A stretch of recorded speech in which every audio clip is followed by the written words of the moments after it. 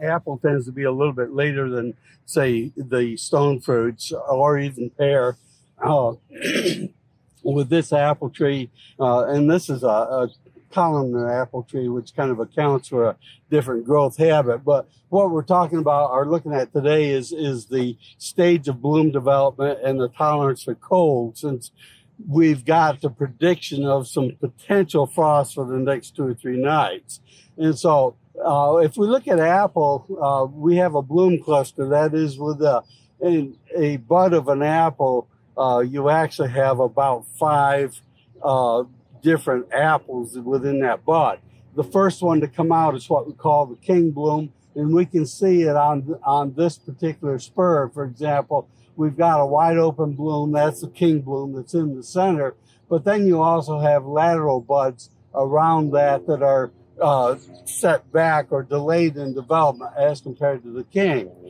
With apple, if we should happen to lose the king bloom, we're quite apt to be able to set a crop on lateral buds, which gives us a little bit more of an insurance that we'll have a crop as compared to, say, a peach, where within a flower bud you've got one bloom and that's it. And if you lose it, there is nothing coming back.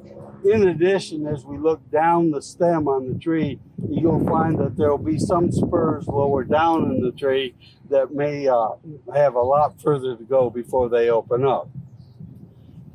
At this stage of development, if we look at the king bloom or the open bloom on the tree, the critical temperatures for cold will be about 28 degrees for 30 minutes or longer to give us 90% kill, and about 25 degrees, again, for 30 minutes or longer to give us 90% kill. And so we can tolerate some cold and stand to lose some and actually benefit by getting a little bit better size on the remaining fruit. We may still have to thin the crop.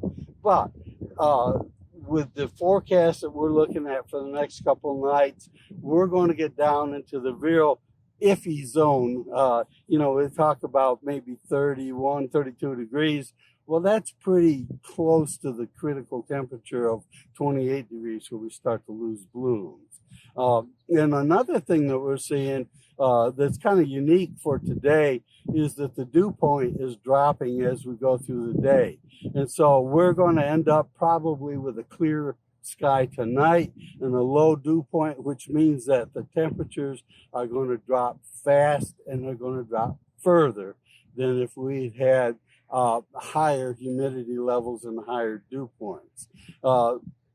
What this means is that we're a little bit more vulnerable for a longer period of time, maybe with the conditions.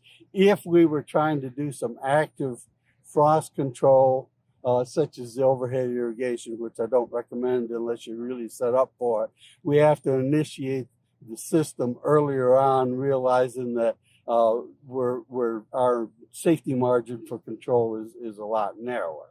So we're apt to see some damage on some of the more advanced blooms tonight, but we're also seeing some of the further setback blooms, those that are not progressed as far, that are going to probably come through. If depending on how many nights we have of pressure conditions, we may come through this fine with minimal damage.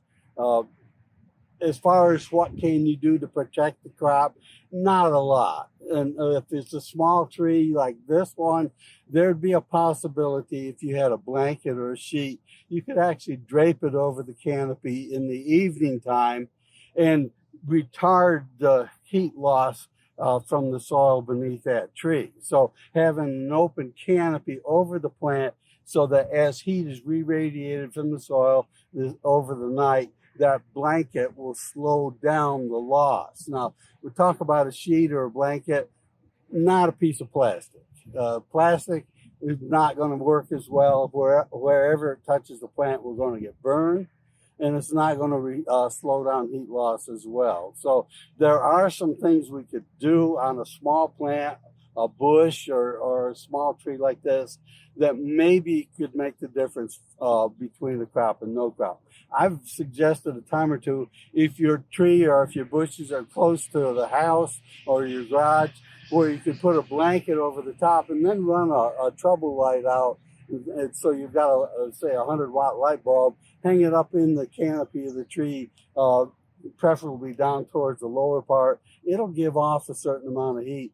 And as that heat rises, of course, the blanket is going to slow down the heat loss. That'll work well as long as you're not using an LED light, because it doesn't generate much heat.